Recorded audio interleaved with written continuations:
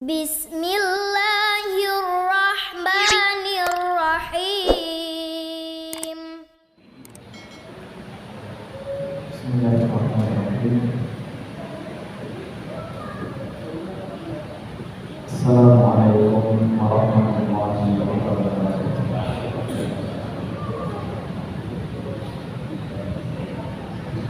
Innal hamdalillah nahmaduhu wa nasta'inuhu wa nastaghfiruh wa na'udzu billahi min shururi anfusina wa sayyi'ati a'malina.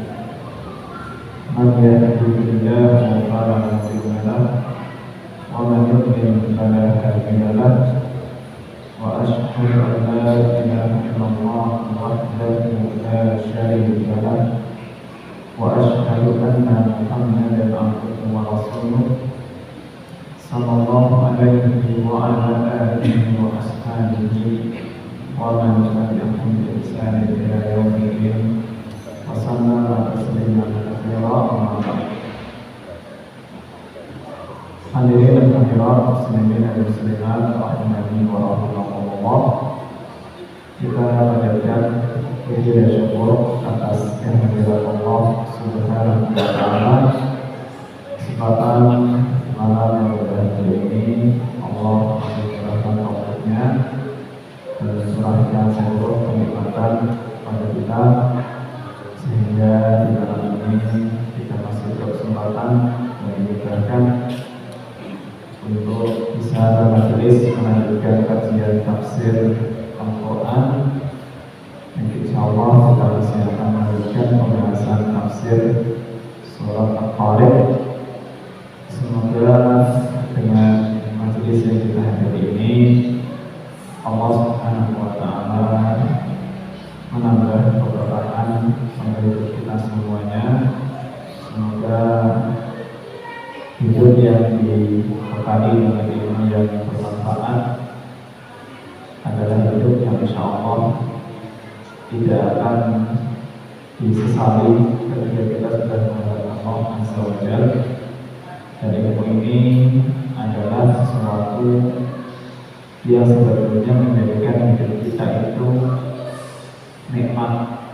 Nikmatnya hidup itu ketika orang punya bekal ilmu, bukan sekedar punya bekal harta. Betapa nikmatnya kalau keluarga, ya, di mana kepala keluarga itu punya ilmu, istri dan seorang ibu juga punya ilmu, anak-anaknya juga dibekali dengan ilmu. Syukur yang berilmu itu tidak hanya sosok suami istri, bapak ibu ataupun anak. Kalau keluarga itu bahkan para kakek nenek mertua itu semuanya punya ilmu dalam agama, itu terasa nikmatnya luar biasa. Nikmatnya luar biasa.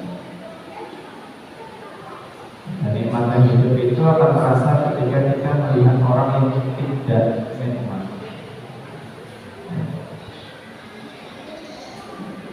Kenapa saya mengatakan seperti itu? Dan ini sekaligus nasihat untuk saya dan semuanya. Karena mungkin kalau kayak saya sering terima curhatan orang, banyak orang curhat masalah keluarga.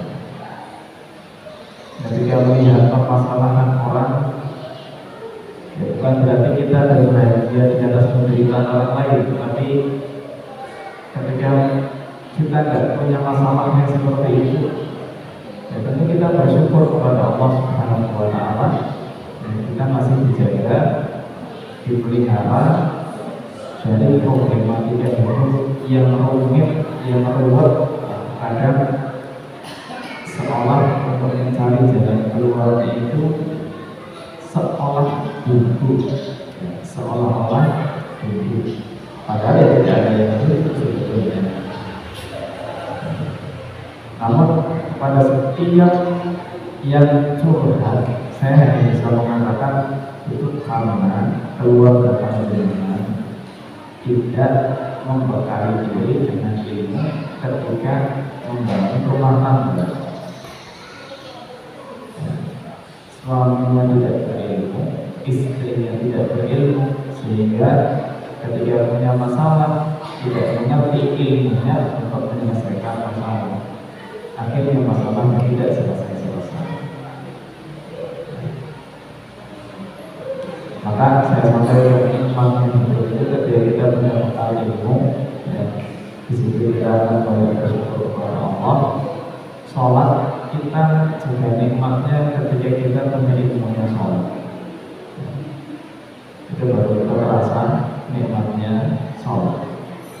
Karena kita tahu makna bacaan kita tahu makna zikirnya, rasa nikmat sholat itu. Dan semua totalnya itu ilmu. Sehingga selagi ada kemudahan dari Allah Subhanahu wa Ta'ala untuk mencari ilmu, semoga kita dimudahkan untuk mengambil kesempatan itu sebaik-baiknya dengan keberkahan Allah yang sebenarnya kita ditambahkan kenikmatannya di dunia maupun di akhirat kelak. Baik, malam ini kita lanjutkan surat Al-Falaq ayat yang ke-5 sampai yang ke-7. Firman Allah Subhanahu wa Ta'ala, Bismillahirrahmanirrahim. Falyanzuril insanu mimma khuliqa, khuliqa min ma'in dafiq, yakhruju min bayni sulbi wat tara'ib. Allah berfirman, falyanzur, maka hendaklah melihat al-insan, manusia itu, mimma khuliqa, dari apa diciptakan. Hendaklah manusia melihat dari apa diciptakan. Khuliqa, diciptakan, min, dari ma'in, air, dafiq, air yang memancar. Yakhruju, yang kedua, min, dari baini, antara as-sulbi, tulang belakang atau tulang punggung, sulbi, keluar di antara tulang punggung, wat tara'ib, dan tulang dada. Ini 3 ayat yang di dalamnya Allah Subhanahu wa Ta'ala itu memerintahkan kita dengan satu perintah, dan setiap perintah Allah Subhanahu wa Ta'ala itu pastilah ibadah. Setiap perintah Allah Subhanahu wa Ta'ala itu pasti ibadah. Hanya ibadah ini mungkin termasuk ibadah yang jarang untuk diamalkan.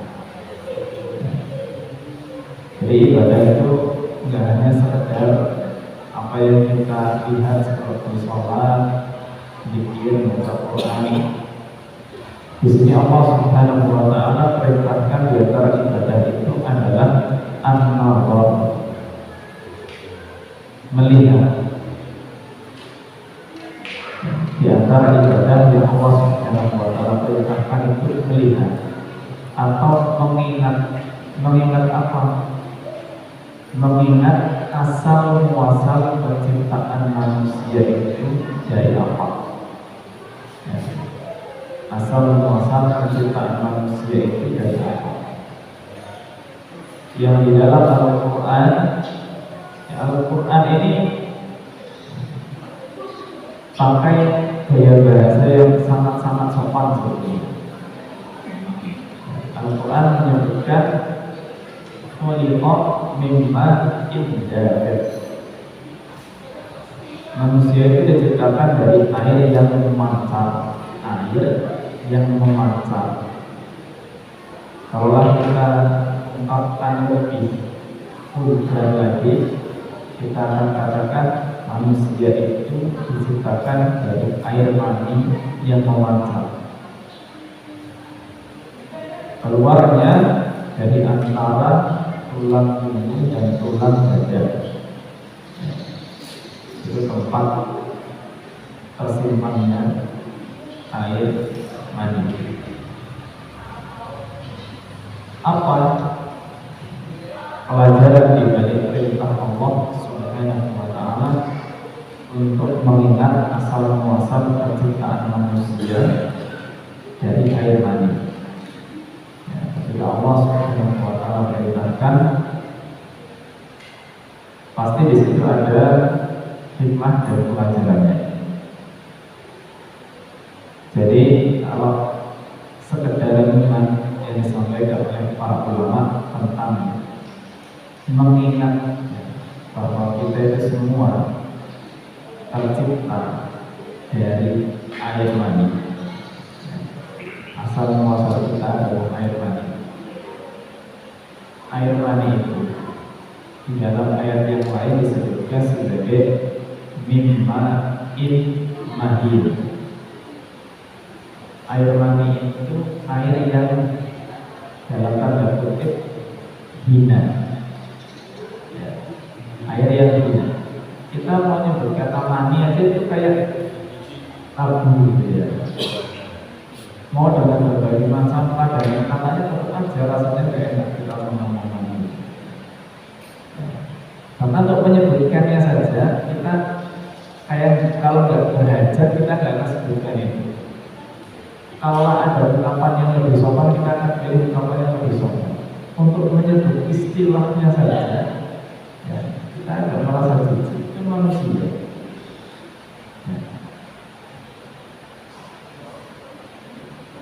Apalagi kalau dibahas lebih jauh, itu kalau yang belajar dengan ilmunya akan belajar, mungkin yang mendalami ilmu biologi pasti akan belajar dengan pembahasan ini. Nah di sini dengan hinanya, rendahnya bahan ya, untuk menciptakan manusia itu, maka seharusnya manusia itu pun menyadari ya, karena kita itu dari bahan yang sama ya, dan sama-sama hinanya dari Allah, maka tidak ada di antara kita yang merasa menyombongkan diri di depan orang lain. Kita ini aslinya dari air yang seperti itu. Oh maaf ya, di surat Al-Tariq disebutkan minha'in dari air yang memancar. Bahkan setelah keluarnya air mani pun kondisi orang itu kan jadi junub ya, punya hadas, dan hadasnya bukan hadas kecil, itu hadas besar. Sampai Abu Hurairah saja ketika jalan sebagaimana disebutkan dalam hadis Bukhari Muslim, jalan dan Abu Hurairah ini masih dalam kondisi junub, belum mandi ya, kondisi junub dan belum mandi, jalan keluar rumah. Makanya boleh orang junub jalan-jalan boleh ya. Kan tak tahu boleh jadi apa. Maksudnya mandi itu tidak wajib segera gitu. Kalau berbeda nanti nggak apa-apa, selama belum ada hajat untuk segera mandi. Abu Hurairah jalan ketemu dengan Rasul alaihi wasallam. Ketika mau papasan dengan Rasul alaihi wasallam, Abu Hurairah itu cari jalan lain. Gimana caranya nggak sampai ketemu dengan Nabi alaihi wasallam? Cari jalan lain, pulang mandi. Terus setelah mandi baru dia keluar lagi, terus baru ketemu dengan Nabi alaihi wasallam. Baru ditanya, kamu tadi kenapa sampai ibaratnya mungkin kalau kata kita merengos gitu, menyingkir cari jalan lain pulang. Maka Abu Hurairah mengatakan kuntu junuban wa karihtu an alqiyaka wa ana junub. Jadi aku itu tadi junub ya. Dan aku tidak suka, aku nggak mau ketemu dengan engkau ya Rasulullah ala ghairi Allah, dalam kondisi yang tidak suci. Nggak mau ketemu dengan Nabi alaihi salatu wasallam dalam kondisi yang tidak suci.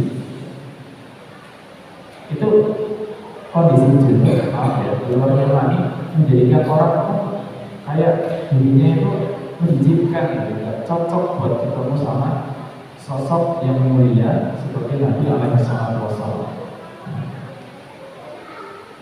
Lalu Nabi alaihi salatu wasallam mengatakan, subhanallah, innal mu'mina la yanjus. Subhanallah, Allah, sesungguhnya orang beriman itu tidak najis. Ya, orang beriman itu tidak najis. Maknanya kalau ketemu nggak apa-apa. Ya, ketemu sama Nabi dalam kondisi junub nggak apa-apa, nggak harus juga nanti dulu. Ya. Cuma ya itulah perasaan manusiawi yang muncul. Ya. Rasanya kok gimana ya ketemu sama sosok Nabi kok dalam kondisi yang tidak suci. Itu setelah keluarnya air mani, orang jadi junub, hadas besar, wajib mandi untuk mengangkat hadas besarnya itu.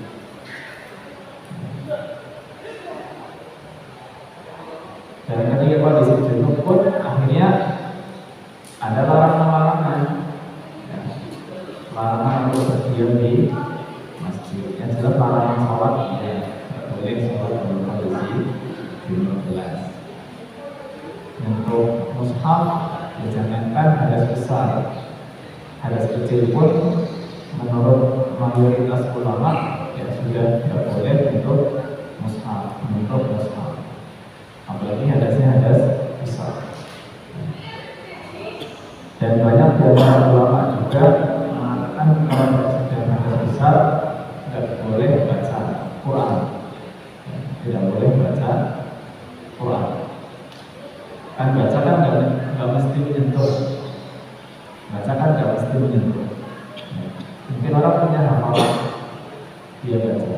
Dalam kondisi junub mayoritas ulama mengatakan tidak boleh.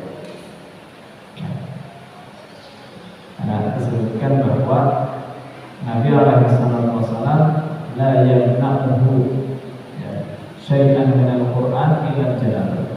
Nabi alaihi wasallam tidak pernah menghalangi untuk baca Quran kecuali karena kondisi junub Nabi tidak baca Quran.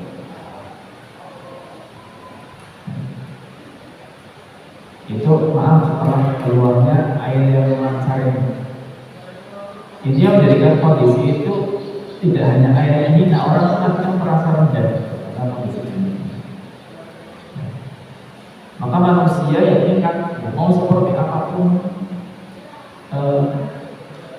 kedudukan yang dia miliki, ya, tetap dia itu dari bahan yang sama. Hanya satu ketika dulu ada seorang panglima perang, ya, namanya Al-Muhajir. Seorang panglima perang namanya Al-Muhajir. Panglima biasa, panglima perang dengan pakaian dan cara jalan yang berbeda. Bertemu dengan seorang alim yang bernama Muqarrib bin Abdullah. Muqarrib bin Abdullah. Muqarrib bin Abdullah lihat sosok panglima perang ini, jalannya itu cara jalan yang menunjukkan sebuah keangkuhan dan kesombongan. Cara jalannya itu pokoknya menunjukkan keangkuhan. Maka Muqarrib ini berani, ya, bilang dengan panglima perang Al-Muhajir itu, ya, disampaikan dia apa? Ma hadhihi al-masjid allati yudhhiruha Allah. Wahai Allah, ini panglima perang dipanggil wahai Allah. Bukan dipanggil jenderal komandan, dipanggil wahai Allah. Kenapa jalannya seperti itu? Cara jalan yang seperti itu, nah, itu tidak disukai oleh Allah Subhanahu wa Ta'ala. kesombongan, nggak disukai oleh Allah Subhanahu wa Ta'ala. Apalagi pakaian-pakaian yang memang menunjukkan kesombongan. Jadi kalau digambarkan ya orang-orang dulu itu untuk menunjukkan martabatnya yang nikmat, ya, bukan yang tinggi. Itu pakai baju yang mungkin kalau bahasa Jawa ini sampai tangsar. Tangsar itu sampai panjang kena tanah, diseret pakai panjang sekali. Maka al-muhallab ini diingatkan oleh Bukhari, ini cara jalan seperti ini tidak disukai oleh Allah Subhanahu wa Ta'ala. Penampilan yang seperti ini juga disukai oleh Allah. Berani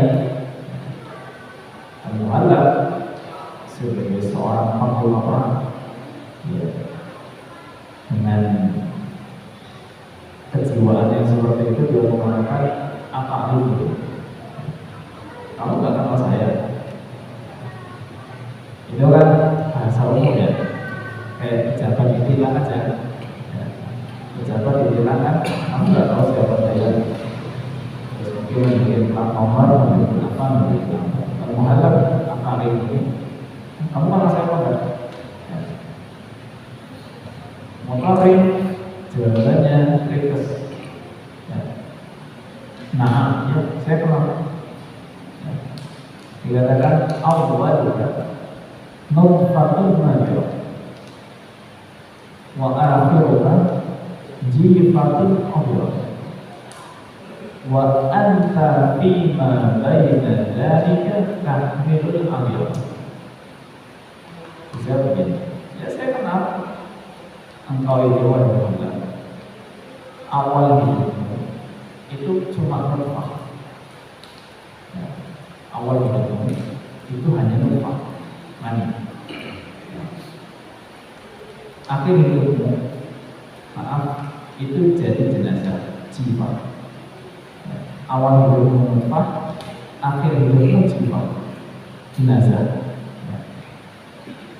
Wa anta fima baina dzalik, dan kehidupanmu antara yang tadinya nutfah sampai jadi jiwa, sampai jadi jenazah, tahmil amil, yang kamu bawa itu sebetulnya kotoran. Isi perutmu bukan kotoran. Jadi ibarat ya kamu tuh mau sombong apa? Itu awalnya juga sama saya juga.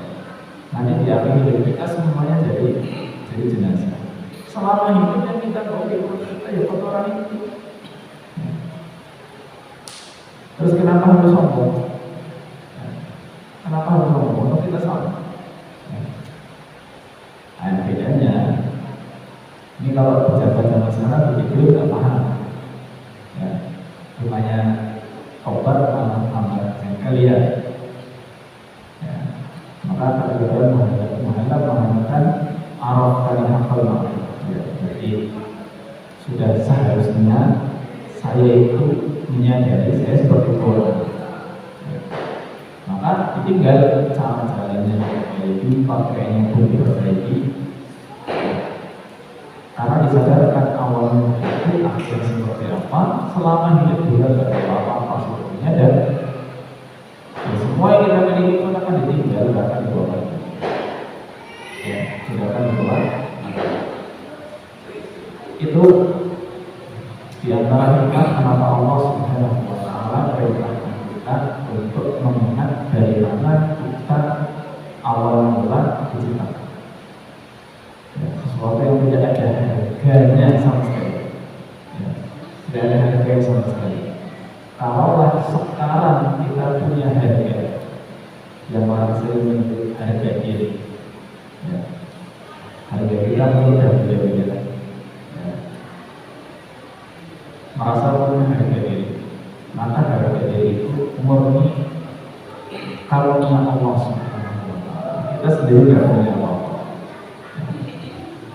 Allah takdirkan kita jadi berharga. Kalau Allah nggak takdirkan kita punya harga diri, kita tidak punya harga diri juga. Karena Allah sudah menetapkan saja seperti itu. Kalau Allah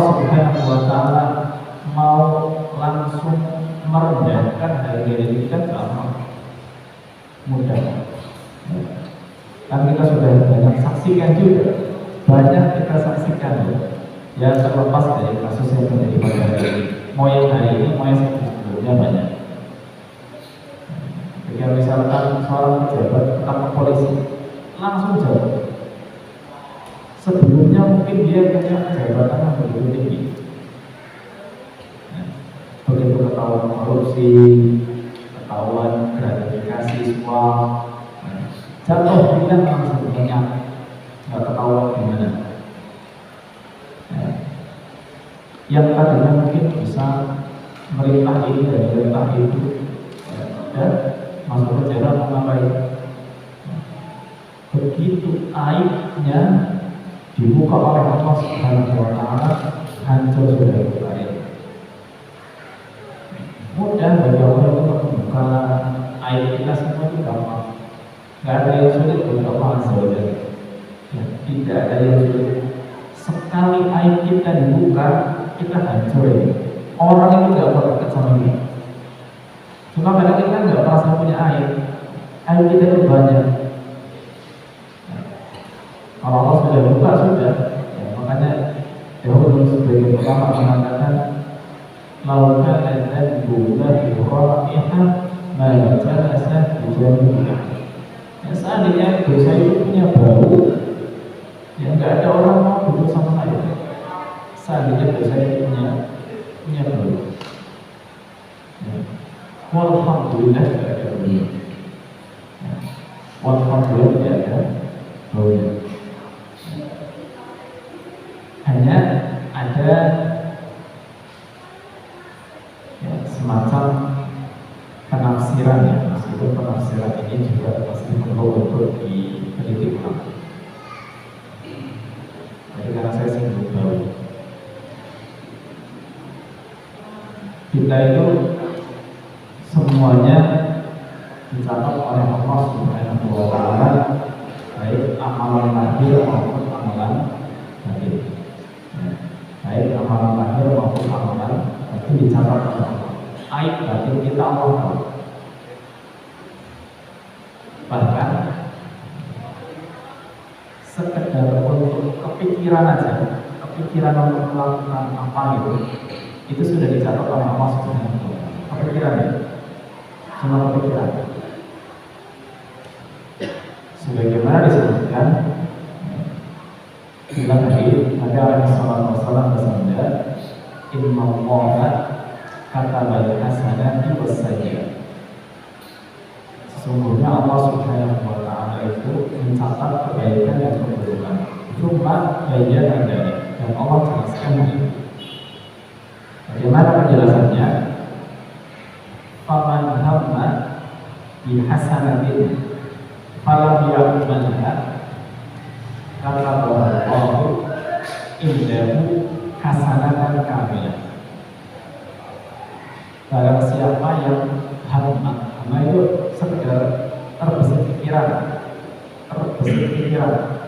belum sampai niat tekad bulat, belum, cuma kepikiran aja mau ini apa ya.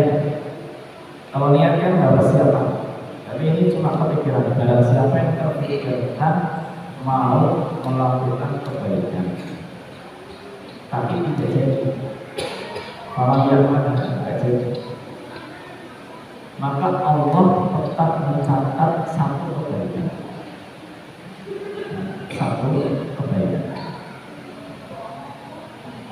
Kemudian waman hamma biha fa'amilaha fa'in huwa hamma biha fa'amilaha kata Allah lahu indahu asyra hasanatin ila sab'i mi'atin dhifin ila al-afin kathirah.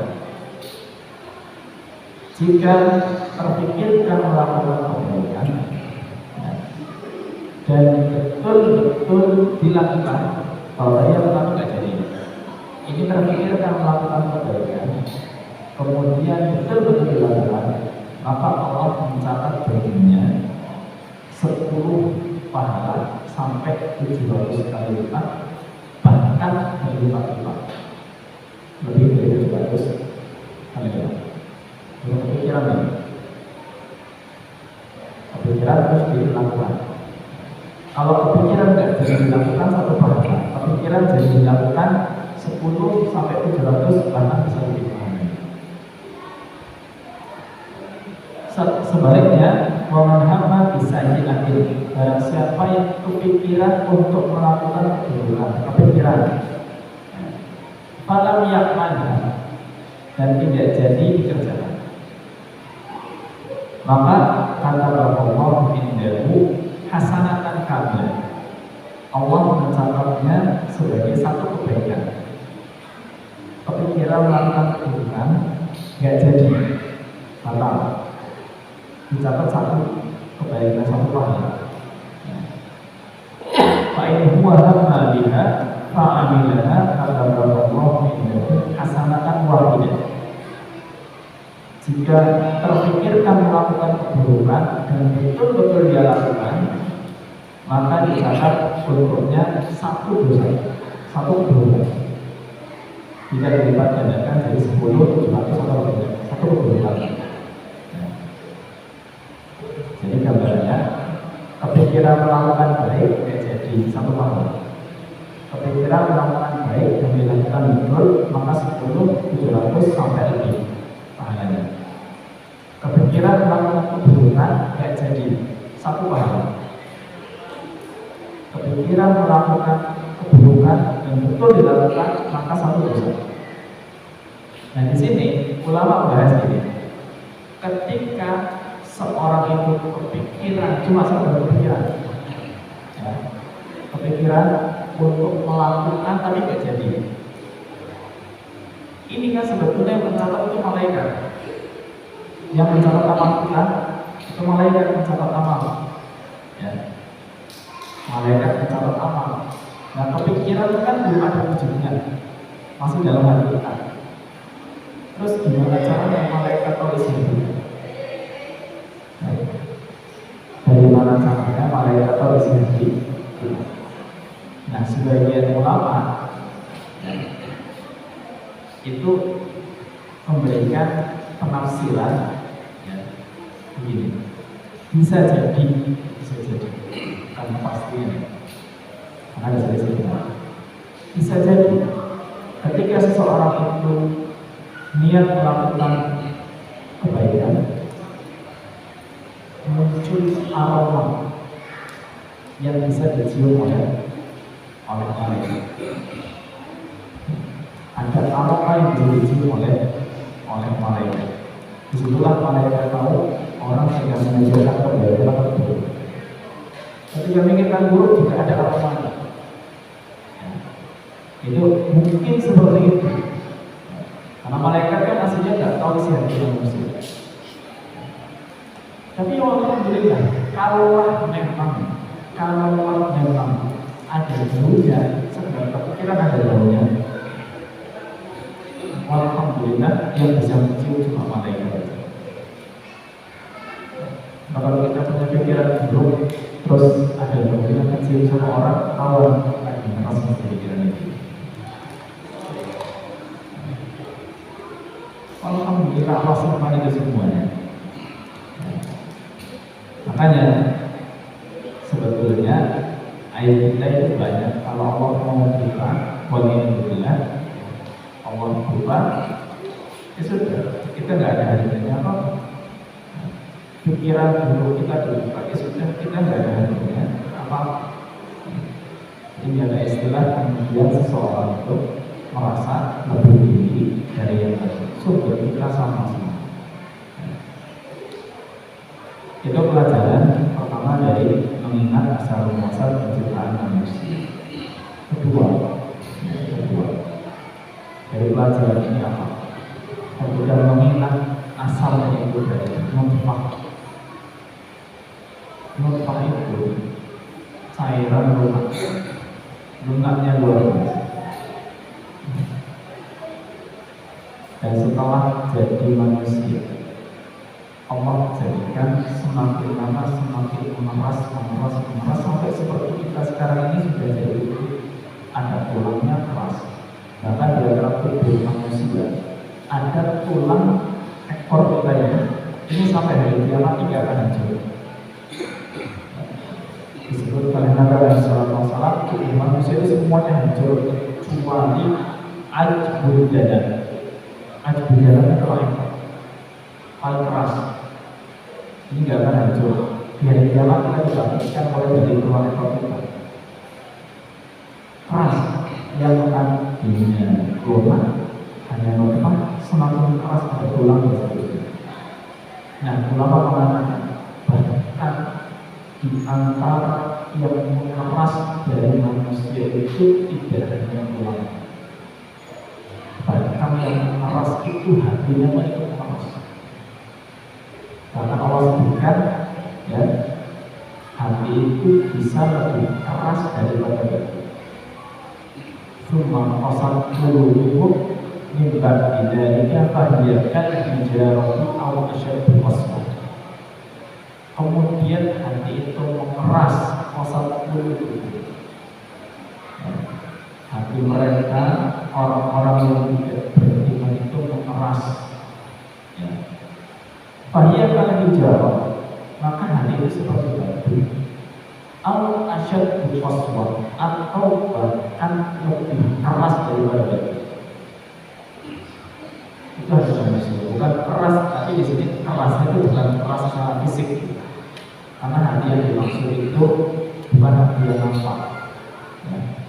Kerasnya di sini hati itu susah untuk bertembus hidayah Allah Subhanahu wa Ta'ala. Susah ditembus hidayah.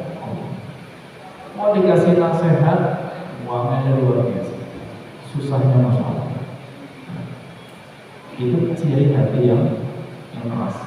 Dengar ayat Al-Quran, ya, itu nggak ada efeknya sama sekali.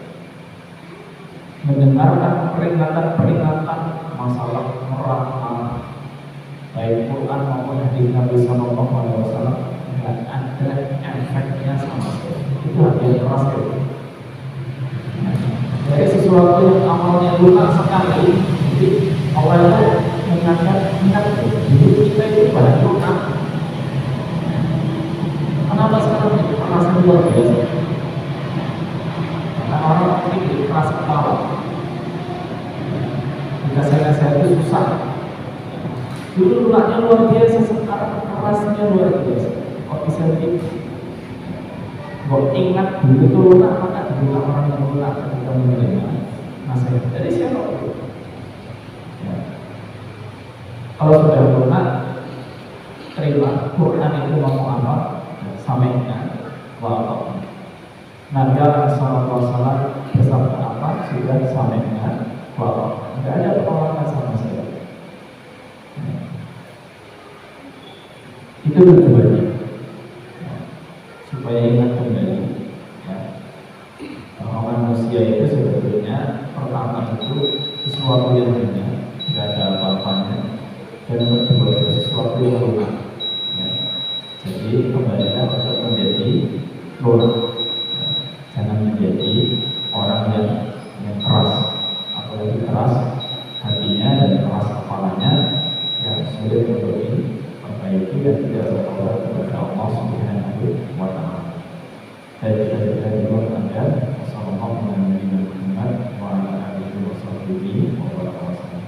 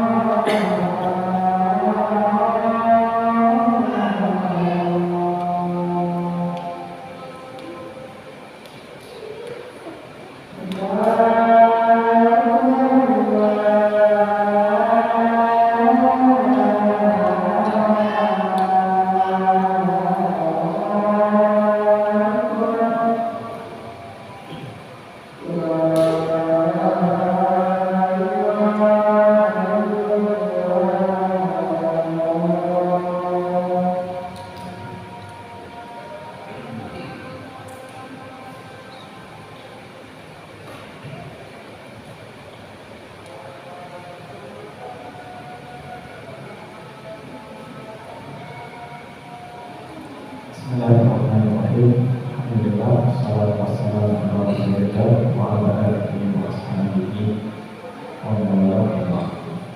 Ya Allah, ya Allah, satu silakan.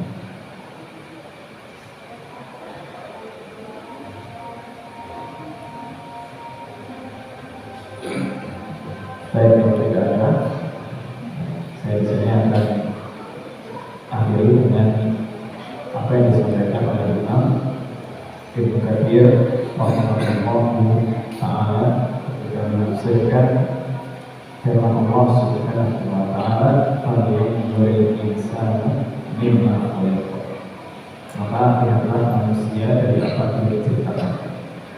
Imam Ibnu Katsir rahimahullah dalam tafsirnya beliau mengatakan, "Tanbihun lil insan ala waqti asrin alladhi khuliqa minhu wa irsyadun lahu ila al-i'tiraf bil ma'ani li'anna man qadara 'ala al-badalah fa huwa qadirun 'ala al-i'adah bi tariqil awla." Beliau menyampaikan tentang ayat yang kelima dari surat Al-Fatihah, ini sebuah peringatan untuk manusia. Peringatan untuk manusia atas apa? Bahwa manusia itu asalnya adalah sesuatu yang lemah. Kopi asli. Manusia itu asalnya lemah. Wa irsyadun lahu ila al-i'tiraf, dan sebuah petunjuk, ya, petunjuk dari Allah Subhanahu wa taala untuk meyakini adanya hari kembali, hari kembali kepada Allah Subhanahu wa taala. Kenapa? Karena Allah yang menciptakan dari awal, maka Allah pun, ya, lebih mudah untuk mengulang penciptaannya. Allah menciptakan dari awal maka Allah Subhanahu wa Ta'ala lebih mudah untuk mengulang penciptaannya. Jadi ini juga untuk mengingat fase kehidupan manusia. Karena Allah berfirman ya, Allah khalaqakum min dha'fin wa ja'ala min ba'di dha'fin quwwah wa ja'ala min ba'di quwwatin dha'fan wa syai'an. Allah itu menciptakan kalian awalnya dalam kondisi lemah, daging, berlain, ya. Itu kan masih diayati banget ya, hidupnya, ya. Bahkan buat tidur saja, ya, kepalanya ditampar, jangan sampai salah, nanti salah tidur, kepalanya lama-lama peyang, ya kan? Kalau masalah itu, Allah menciptakan kalian itu awalnya lemah sekali. Itu kaya ada juga berkopit, kemudian setelah lemah itu Allah jadikan kalian kuat. Ya, masa-masa remaja, dewasa kuat. Cuma jangan juga kuatnya kokkan bosnya. Kemudian Allah jadikan setelah kuat itu lemah lagi. Dan saya kuat, kuat kemudian setelah itu lemah kuat. Nah, jadi ada fase lemah, ada fase kuat, ada lemah lagi. Nah, kuat di antara dua masa lemah. Ada masa kuat di antara dua masa lemah. Ada masa lemah yang tidak dilakukan karena Allah ingat dunia itu lemah, nanti akan kembali lemah seperti itu. Ya. Maka itu peringatan tadi. Bagaimana disampaikan oleh Imam itu peringatan kepada muslim ya, bahwa selagi kita itu masih diberi kekuatan oleh Allah Azza wa Jalla, ya, itu gunakan semaksimal mungkin kekuatannya supaya nanti ketika sudah lemah, ya, maka kita itu seperti sudah punya, ya, kalau mungkin saya boleh katakan, sudah punya laba pahala yang mengalir terus, kita cuma tinggal santai. Orang ketika sudah kuat pikirannya, dia usaha dengan cara usaha supaya nanti ketika sudah kuat, duduk santai, penghasilan dapat terus. Ya, makanya kan kepengen punya mata pencaharian, pekerjaan yang kira-kira kalau sudah pensiun itu gaji, kan enak. Bukan itu, ya. Gimana caranya jadi pegawai, tapi langsung jadi pegawai, sudah tidak kerja tapi tetap gajian. Gitu. Kita lemah nggak bisa ngapa-ngapain, ketika kita diberi kekuatan oleh Allah Subhanahu wa Ta'ala, maksimalkan itu, sehingga nanti ketika kita kembali lemah, kita gajian terus. Cuma gajian pahala bukan gajian hidup. Ya. Ketika kita sudah terbiasa masa kuat sholat jamaah di masjid, nanti kuat udah nggak sambut ke masjid, tinggal tergeletak di atas tempat tidur misalnya. Masa tergeletaknya kita itu karena dulunya sudah istiqomah jamaah di masjid. Ketika sampai tidak bisa jamaah, jalan nggak bisa, nggak ada teman juga di rumah untuk jamaah. Sekalipun sholatnya sendirian dengan kondisi apa adanya, tiduran, menfarid sendirian, ya. Bahkan rukun-rukunnya sudah tidak bisa disempurnakan 100%, maka pahala jamaah yang sudah terbiasa dilakukan dulu itu hanya terus. Ya. Itu enaknya, ya. Ibarat kayak pensiunan, ya. Sudah tidak banyak ibadah karena nggak sanggup memang, ya.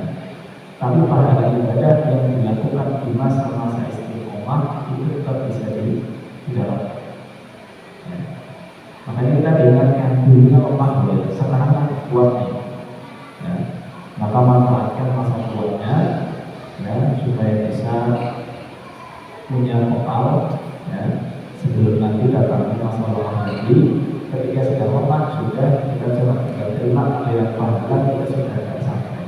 Persis kayak orang kerja. Ya. Masa kuat mau dagang rilis dari awal, misalkan yang bagusnya udah tua sampai duduk diteruskan sama pegawainya, sama anak-anaknya, sampai di rumah itu dunia ada bagus kan gitu. Itu yang diharapkan juga dalam perkara ibadah. Ya. Jadi kita tidak hanya memikirkan masalah santainya dunia, tapi kita juga mikir masa santai dalam masalah ibadah, di mana pahalanya kita bisa mengambil. Allah Taala akan sholat. Ini sekiranya yang bisa dibahas pada kesempatan malam hari ini. Semoga Allah Subhanahu Wa Taala yang membiarkan bermanfaat. Tentunya dari saya dan kekurangan, mohon maaf atas kesalahan saya. Sallallahu alaihi Muhammad wa ala alihi wa sahbihi wa barakatuh. Wa akhiru da'wana alhamdulillahi rabbil alamin. Subhanallah wa bihamdihi, asyhadu an la ilaha illa anta